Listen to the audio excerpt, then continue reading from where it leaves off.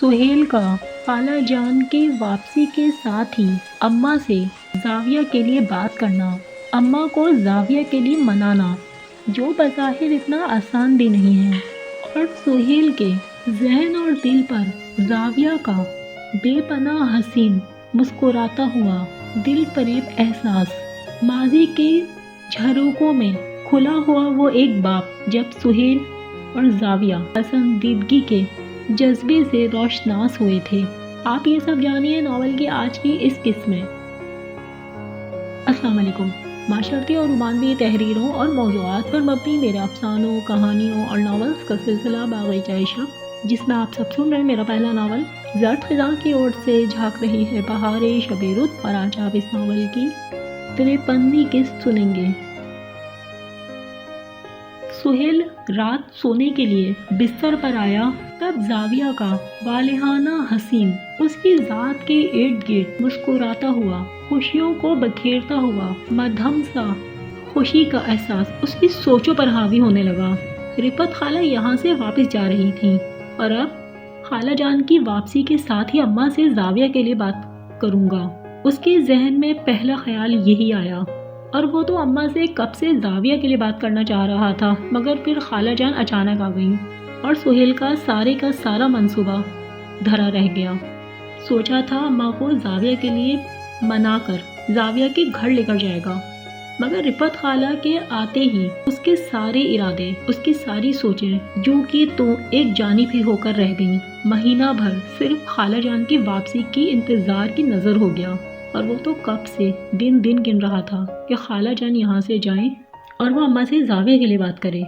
زاویہ سے جب اس کی ملاقات ہوئی تھی تب اماں کو جلد از جلد اس کے گھر لانے کا وعدہ کیا تھا، اور جانے وہ بھی کیا سوچتی ہوگی۔ اماں کے ساتھ جلد گھر آنے کا وعدہ کر کے اتنا سارا وقت یوں ہی گزر گیا، اور ابھی تو اماں سے بات کرنے کا مرحلہ بھی باقی تھا۔ اماں اتنی آسانی سے زاویہ کے لیے رضامند نہیں ہوں گی، اس بات کا اندازہ خود سہیل کو بھی تھا، مگر ابا اور اماں کی تینوں اولادوں میں ایک بیٹا ہونے کے ناطے وہ اماں کی سب سے لاڈلی اولاد تھا۔ اماں اس کی کوئی بھی بات ٹالتی نہیں تھیں، اماں اس کی ایک خوشی کے لیے واری واری جاتی، مگر وہ اچھی طرح اماں کی اس خواہش سے بھی تو واقف تھا۔ رفعت خالہ جان کی بیٹی فرخندہ سے وہ سہیل کی شادی کرنے کی خواہش مند تھیں۔ یہی نہیں، اماں برسوں سے بہن سے وعدہ کر کے اپنی بھانجی کو اپنی بہو بنانے کے لیے انتظار میں بیٹھی تھیں۔ ایسے میں زاویہ کے لیے اماں فوراً راضی نہیں ہوں گی، مگر سہیل کو اماں کو ہر صورت زاویہ کے لیے منانا ہی تھا، اور نہ صرف اماں کو زاویہ کے لیے راضی کرنا تھا، منانا تھا، بلکہ زاویہ کے گھر بھی لے کر جانا تھا رشتے کی بات کرنے۔ اور زاویہ بھی سوچ رہی ہوگی اتنے دن ہو گئے ہیں میں نے اسے نہ دوبارہ فون کیا اور نہ ہی اماں کو اس کے گھر لے کر گیا۔ اب رفعت خالہ جان واپس جانے والی تھیں تو ان کے جانے کے بعد ہی باقی رہ گئے ان سارے معاملات کو بھی دیکھنا تھا، اور سب سے پہلے تو زاویہ کو فون کرنا تھا اور اسے بتانا تھا کہ وہ اماں کے ساتھ اس کے گھر آ رہا ہے۔ ذہن میں آئے اس خیال سے اس کے چہرے پر مسکراہٹ اس کی ذات کے اندر کی خوشی کو اسی طرح عیاں کر رہی تھی۔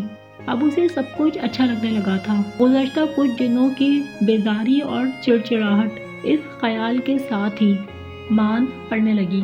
زاویہ کا مسکراتا ہوا حسین چہرہ اس کی آنکھوں میں جھلملاتے محسوس ہوا تھا، وہ بلا کی حسین صورت۔ سہیل اس کی عالی شان قد آور شخصیت، اس کے رکھ رکھاؤ سے بھی ناواقف نہیں تھا۔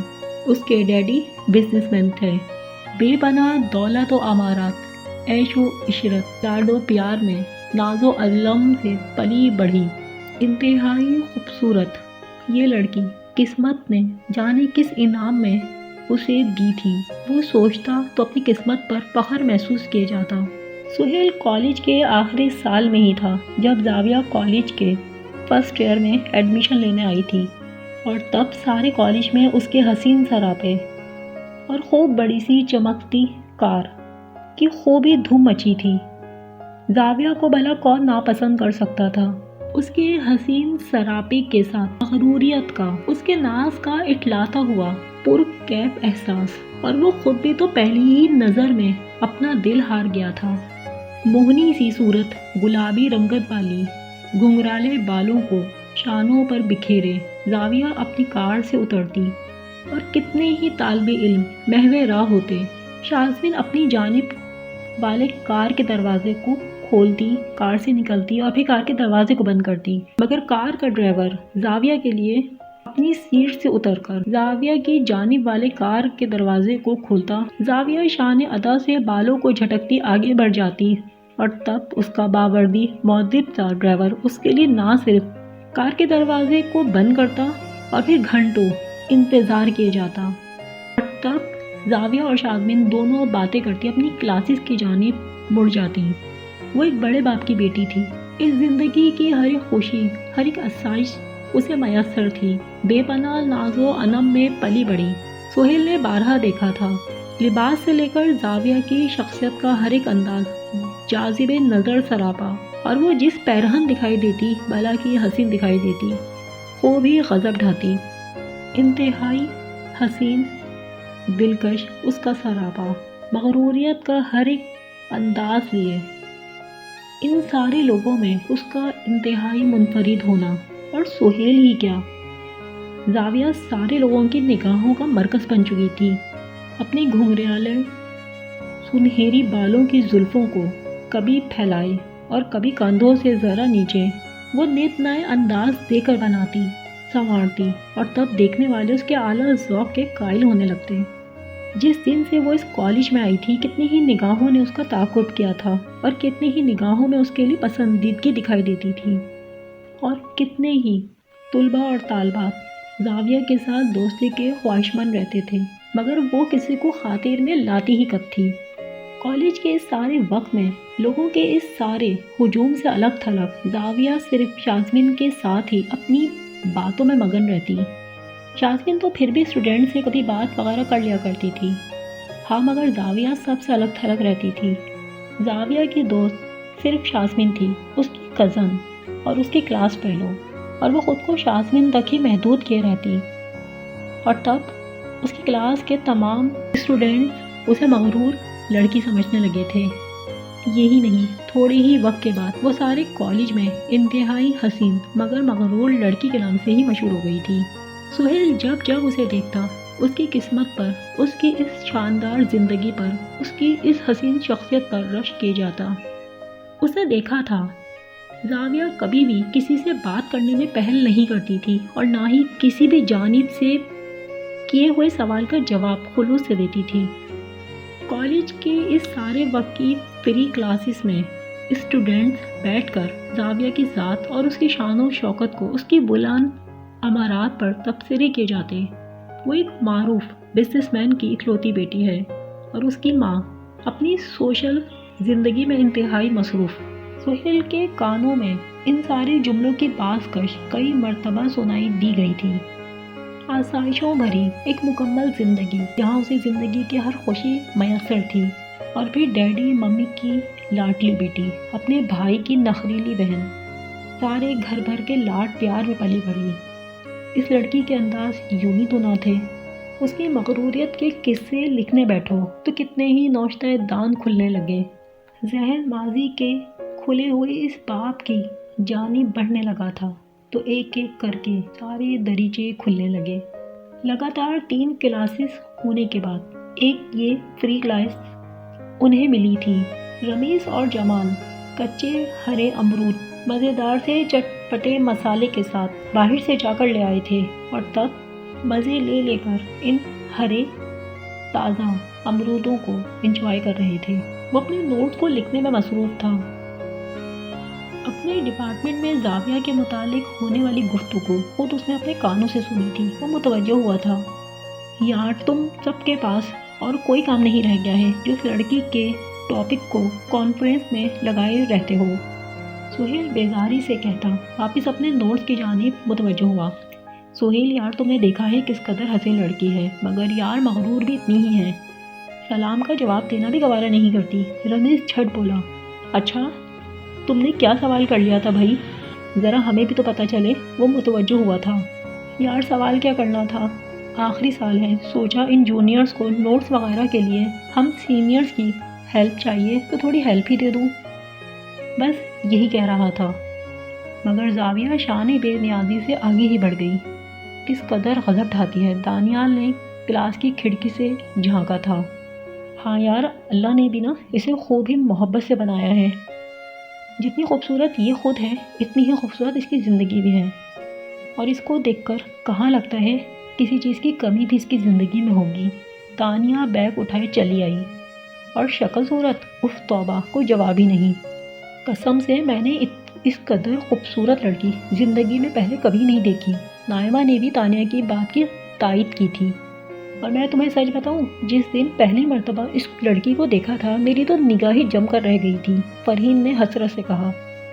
اور سوچو، جب تم لڑکیوں کا اسے دیکھ کر یہ حال ہوتا ہے تو ہمارے دلوں پر کیا گزرتی ہوگی۔ اظہر نے بھی کفِ افسوس ملا۔ ہاں، انار ایک ہے اور بیمار ہیں ہزار، اور یہ انار کسی ایک خاص ہی کو ملے گا۔ ویسے بھی جو اس کی شان بے نیازی اور خود سرانہ شخصیت ہے، ہم جیسوں کو کہاں منہ لگائے گی۔ تانیہ نے بیگ سے اپنے نوٹس نکالے تھے۔ کل کلاس کے بعد جاتے ہوئے میں نے یہ سارے نوٹس کاپی کروا لیے ہیں، اس لیے جس کو چاہیے وہ مجھ سے لے لے۔ تم لوگوں نے میرے لیے امرود نہیں رکھے، تانیہ نے خفگی سے منہ بنایا۔ یار باتوں میں پتہ ہی نہیں چلا، سب امرود چٹ ہو گئے۔ دانیال نے بچا ہوا امرودوں کا مسالہ ہتھیلی پر چھڑکتے منہ میں چاٹ لیا۔ بڑے افسوس کی بات ہے، تم نے میرے لیے مسالہ بھی نہیں رکھا۔ تانیہ نے پھر منہ بنایا۔ ارے تو تم مسالہ کس کے ساتھ کھاتی، امرود تو سب چٹ پٹ ہی ہو گئے۔ چلو کینٹین چلتے ہیں، گرما گرم چائے کے ساتھ گرما گرم سموسے، بڑا مزہ آئے گا۔ اظہر کی آواز اس کی سماعتوں میں اتری۔ ہاں چلو ٹھیک ہے، اور اس کے کہتے ساتھ ہی سب اسٹوڈنٹس اپنے بیگز میں نوٹس سمیٹتے اٹھتے کھڑے ہوتے کینٹین جانے کی تیاری کرنے لگے۔ ماضی کا یہ ایک دریچہ، زمانہ طالب علمی اور کالج کا خوبصورت سا وقت اس کے ذہن کے پردے پر یوں جھلملایا، تب زاویہ کے احساس کے ساتھ کالج میں گزرا ہوا دوستوں کے ساتھ یہ پیارا سا وقت بھی اس کے چہرے پر اس کی ذات میں خوشگواریت کا بھرپور احساس بخشنے لگا۔ سہیل بستر پر سونے کے لیے لیٹ گیا تھا، مگر پھر اٹھ کر بیٹھ گیا۔ کالج ختم ہوئے 4 سال کا عرصہ گزر گیا تھا۔ زمانہ طالب علمی کے بعد وہ بچوں کو ٹیوشن پڑھانے لگا، ایک نوکری کی کوشش، اور اس میں بھی ایک اچھا خاصا وقت ہی لگ گیا۔ سہیل اپنے بستر سے اترتے کمرے کی کھڑکی کی جانب بڑھا۔ طالب علمی کا یہ سارا زمانہ بھی کیسے بیتیا تھا، اور وہ زاویہ جو کسی کو لفٹ نہیں دیتی تھی، وہ کچھ دنوں سے محسوس کر رہا تھا وہ بغور اسے دیکھے جاتی، اور پہل تو سہیل نے اسے اپنا وہم ہی جانا تھا۔ زاویہ کی اونچی دولت، امارات اور سہیل اور زاویہ کے درمیان موجود اسٹیٹس کا اس واضح فرق وہ کیسے نظر انداز کر سکتا تھا، مگر دل کے ہاتھوں مجبور جب بھی سہیل کی نگاہ زاویہ پر پڑتی وہ اسے دیکھے جاتا، اور کچھ دنوں سے وہ ویسے بھی زاویہ کو بھی اپنی جانب متوجہ دیکھ کر ایک انجانی سی خوشی اپنے دل میں محسوس کر رہا تھا۔ حالانکہ زاویہ شازمین کے سوا کسی کے ساتھ بھی بات نہیں کرتی تھی، اس کی کلاسز، اس کی کتابیں، نوٹس، لائبریری کے علاوہ ایک شازمین کی ذات ہی تھی جس کی حد تک زاویہ خود کو محدود کیے رکھتی، مگر اب ایک دو بار ایک مسکراہٹ لیے وہ اس کے سامنے آئی تھی، مگر سہیل نے اسے اپنا وہم ہی جانا تھا، اور اسے اپنے وہم کے سوا وہ اور کچھ سوچ بھی بھلا کیسے سکتا تھا۔ کالج کے بعد شام سے رات تک وہ کتنی ہی ٹیوشن پڑھا کر اپنی تعلیم کی فیس ادا کر رہا تھا۔ اماں کو اپنی اس بیٹے سے کتنی امیدیں تھیں، اور وہ اماں کی ساری امیدوں پر پورا اترنا چاہتا تھا، دن رات اپنی تعلیم پر محنت کر رہا تھا، اور پھر تعلیم کے بعد ایک اچھی سی نوکری کا حصول۔ زاویہ کی جانب ذہن جاتا تب اماں اور اپنے مستقبل کی فکر کی سوچ میں اپنا دھیان بٹانے لگتا، مگر زاویہ کا یوں سامنے آنا اور مسکرانا یہ سب اس کا وہم نہیں تھا۔ سہیل اپنے کمرے کی کھلی ہوئی کھڑکی میں آ کر کھڑا ہو گیا تھا۔ اب کچھ دن ہی رہ گئے تھے، اس کی فائنل کلاسز ویسے بھی ختم ہی ہونے والی تھی، اور پھر امتحانات ہونا تھے۔ اس سارے کالج میں سال بھر کی پڑھائی کے بعد اب امتحانات کی تیاریوں کی فکر میں لگے ہوئے تھے، اور آخری کی کچھ کلاسز ہی رہ گئی تھیں۔ سر افتخار اپنی کلاس لے کر جا چکے تھے، اور اگلا پیریڈ اس کلاس میں اور کوئی کلاس نہیں تھی۔ تب سہیل اپنے نوٹس بنانے بیٹھ گیا۔ کیونکہ کالج کے بعد گھر جاتے اور پھر اس کے سارے وقت کی ٹیوشن شروع ہو جاتی. رات گھر لوٹتا تو اس قدر تھکا ہوا ہوتا، اماں کے ساتھ بیٹھ کر کھانا کھاتا اور پھر سونے کے لیے لیٹ جاتا. جب کالج میں کوئی کلاس اسے فری ملتی تو وہ اپنے نوٹس مکمل کرنے بیٹھ جاتا. اور پھر یہ اگلا پیریڈ بھی کیسے گزرا اسے دھیان ہی نہیں رہا. یہ کہا کہ اس نے محسوس کیا کلاس کے باہر اسٹوڈنٹ جمع ہونا شروع ہو گئے تھے، یعنی کہ تھوڑی دیر میں بیل بجنے والی تھی اور ان کی کلاس ہونا تھی. اس لیے سہیل جلدی جلدی اپنی پھیلی ہوئی کتابوں کو نوٹ کو سمیٹنے لگا تاکہ بیل ہونے سے پہلے ہی وہ کسی اور خالی کلاس میں بیٹھ کر اپنا کام مکمل کر سکے. اس نے کلائی میں بندھی ہوئی گھڑی میں وقت دیکھا. بمشکل 5-6 منٹ ہی باقی رہ گئے تھے اور کسی بھی وقت اگلی شروع ہونے والی کلاس کا گھنٹہ بجنے والا تھا. تبھی ایک آہٹ پر بے خیالی سے اپنے مصروف سے مگن انداز میں ذرا سا پلٹ کر اس نے دیکھا تھا. زاویہ کھڑی تھی. لمحے بھر کو تو ٹھٹکا، مگر زاویہ وہاں زیادہ دیر نہیں رکی تھی. سہیل نے دیکھا زاویہ کے ہاتھ میں ایک بیگ تھا، گفٹ بیگ، جسے زاویہ نے ہاتھ بڑھا کر تیزی سے اس کی ڈیسک پر رکھا اور پھر تیزی سے کلاس روم سے ہی نکل گئی تھی. سہیل ہکا بکا سے اپنی جگہ پر ساکت کھڑا تھا. زاویہ یہ کیا لے کر گئی ہے اسے نہیں پتا تھا. وہ اپنی جگہ کھڑا ہوا بے یقینی سے کچھ نہ سمجھنے والے انداز میں کلاس کے دروازے کی سمت دیکھ رہا تھا جہاں سے زاویہ باہر جا چکی تھی. سہیل اس اچانک سے عجیب ہوتے ہوئے واقعے پر حیران پریشان ہی کھڑا تھا کہ گھنٹہ بجنے لگا. اس کے ساتھ ہی کلاس سے باہر کھڑے ہوئے تمام اسٹوڈنٹ اپنی کلاس لینے کلاس کے اندر آنے لگے. تب سہیل کو کلاس خالی کرنے کا خیال آیا اور تیزی سے اپنی چیزیں سمیٹتے زاویہ کے دیے ہوئے گفٹ بیگ کو اس نے ہاتھ بڑھا کر اٹھایا تھا اور پھر کلاس سے باہر نکل گیا تھا. اور پھر اس اچانک سے ہونے والے واقعے کے بعد زاویہ اور شاذبین اسے کالج میں نہیں دکھائی دی تھی. سہیل نے اس دن کالج بند ہونے کا انتظار نہیں کیا تھا. باقی رہ گئی کلاسز کو چھوڑ کر کالج سے گھر ہی آ گیا تھا. ایک عجیب سی انجانی سی خوشی کا احساس اسے اپنے سارے وجود میں محسوس ہو رہا تھا. کالج کے تمام اسٹوڈنٹس زاویہ کے حسن کے دلدادہ تھے اور بھلے وہ اسے مغرور حسین لڑکی، حسن کا شاہکار کہتے پھرتے تھے، مگر حقیقت تو یہ تھی وہ اس کی دوستی اور اس کے ساتھ کے متلاشی رہتے تھے. مگر زاویہ کسی سے بھی بات نہیں کرتی تھی. اس سارے کالج کے تمام اسٹوڈنٹس میں وہ صرف سہیل کے پاس خود آئی تھی اور سہیل اتنے دنوں سے زاویہ کی جانب سے اپنے لیے جو توجہ محسوس کر رہا تھا وہ اس کا وہم نہیں تھا اور یقیناً اس کا یہ وہم آج صحیح ثابت بھی ہو گیا تھا. کالج سے گھر کا راستہ سہیل نے کیسی بے چینی اور بے قراری سے طے کیا تھا اور پھر وہ گھر آ گیا تھا. دروازہ کھولتے ہی اماں کو فکر ہو گئی تھی کہ وہ آج کالج سے اتنی جلدی گھر کیسے آ گیا. سہیل کی طبیعت بھی ٹھیک تھی، بلکہ وہ تو بہت حشاش پشاش خوش دکھائی دے رہا تھا. تب اماں کی فکر کو ختم کرنے کے لیے کہا تھا. اماں آج کالج جلدی بند ہو گیا تھا. ماضی کے گزرے ہوئے ان سارے جھروکوں پر ان چند دنوں پہلے کے گزرے ہوئے منظر کا لہرایا ہوا سراپا. وہ بے چینی سے کھڑکی کی جانب سے ہٹتے کمرے میں ٹہلنے لگا. اسے یاد تھا کالج سے واپس آتے تب وہ تیزی سے سیڑھیاں چڑھ گیا تھا اور اپنے کمرے میں آ گیا تھا. یہی نہیں، اپنے کمرے کے دروازے کو دھیان سے بند بھی کر گیا تھا اور پھر اس لمحے میں ہی زاویہ کا دیا ہوا گفٹ بیگ کھول لیا تھا.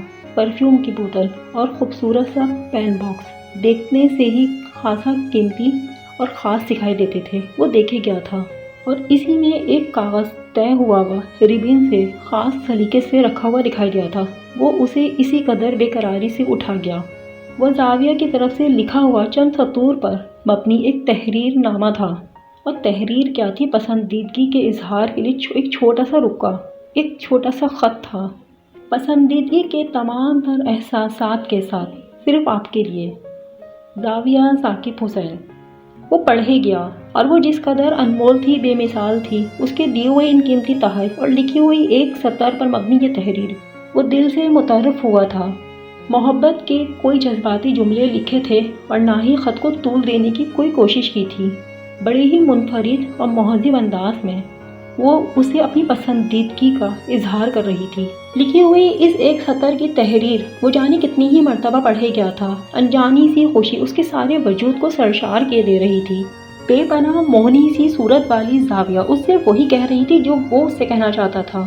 ہاں، مگر اس کی شان و شوکت، اس کی عالی شان حیثیت کا احساس سہیل کو شدت سے رہا تھا اور وہ چاہ کر بھی زاویہ سے اپنی پسندیدگی کے اظہار کا یوں برملا احساس ظاہر کرنے سے قاصر رہا تھا، مگر وہ زاویہ کی طرف سے ایسی ہی پسندیدگی کے دل فریب احساس کو اس کی جانب سے اپنے لیے دیکھ کر بے حد خوش تھا۔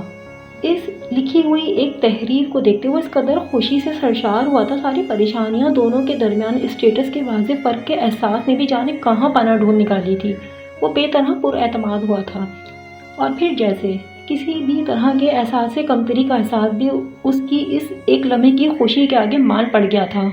آپ کو میری قص کیسی لگی؟ اپنی رائے، اپنی پسندیدگی کے ساتھ ویڈیو کو لائک کر کے، چینل کو سبسکرائب کر کے، بیل آئیکن کو پریس کر کے اور ویڈیو کو شیئر کر کے ضرور کیجیے۔ وہ لمحے خاص ہوتے ہیں، قیمتی ہوتے ہیں، جو ہمیں خوشی کا احساس دیتے ہیں۔ آپ کی زندگی میں آپ کی ذات سے وابستہ ایسے ہی خوبصورت، قیمتی اور خاص لمحے آ جائیں تو انہیں والہانہ خوشیوں کے ساتھ سمیٹ لیجیے۔